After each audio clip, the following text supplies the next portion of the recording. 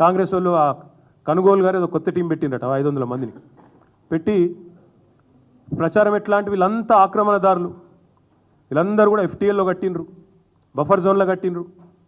అంటే మరి ఇన్ని రోజులు గుడ్డి గుర్రాల పన్ను దొమ్మిరా మీ ప్రభుత్వాలు, గతంలో కాంగ్రెస్ ప్రభుత్వాలు?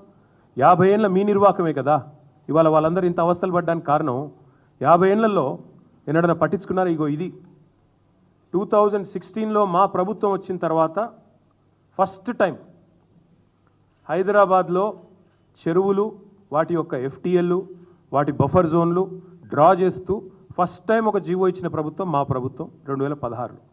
అంటే అదివరకు 1956 నుంచి 2016 వరకు, అంటే సరిగ్గా 60 ఏళ్ళు ఒక్కరంటే ఒక్క ప్రభుత్వం కాంగ్రెస్ ఉన్నా, మిగతా ప్రభుత్వాలు ఉన్నా కనీసం వాటి బౌండరీస్ కూడా డ్రా చేసే ప్రయత్నం చేయలేదు. ఎట్లా వస్తే అట్లా పట్టాలు ఇచ్చారు, రిజిస్ట్రేషన్లు చేశారు, ఎఫ్టీఎల్ చూడలేదు, బఫర్ చూడలేదు, ఏది చూడలేదు, కట్టిపారేసిండ్రు, ఇచ్చి పారేసిండ్రు.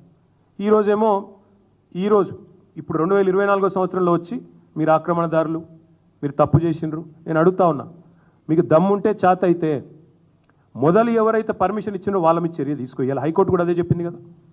ఎవరైతే పర్మిషన్ ఇచ్చిండ్రో ఆనాడు, ఎవరైతే అధికారులు, ఎవరైతే ఆనాడున్న ప్రభుత్వాలు, ఎవరెవరైతే ఈ ఆక్రమణలను, మీరు ఈరోజు ఆక్రమణలు అంటున్నారు కదా, వాటిని ప్రోత్సహించిన వాళ్ళు ఉన్నారో మీ ప్రభుత్వాలే గతంలో, వాళ్ళ మీద చర్య తీసుకో.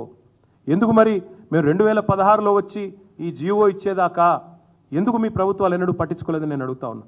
ఇవన్నింటికి మించి లక్షలాది మంది జీవితాలు అంధకారం చేస్తా అంటే ఒక మాట అడుగుతా ఉన్న ముఖ్యమంత్రి, నేను మీ ప్రాధాన్యం ఏంది అసలు? ప్రజలకిచ్చిన మాట నిలబెట్టుకుంటావా? ప్రజలకిచ్చిన మాట ఏంటిది? మీరు రైతులకు రైతు భరోసా అన్నారు, రైతు కూలీలకు నెలకు 1000 రూపాయలు ఇస్తా అన్నారు, ఆటో డ్రైవర్లను బాగా చూసుకుంటాం నెలకు 1000 రూపాయలు ఇస్తా అన్నావు, మహిళా సోదరిమణులను కోటీశ్వరులను చేస్తా అన్నావు, నెలకు 2500 అన్నావు. అది ఏది చేయకపోగా దానికి దేనికి పైసలు లేవట. దానికి మాత్రం పైసలు లేవు, చేతులు రావు, మనసు రాదు.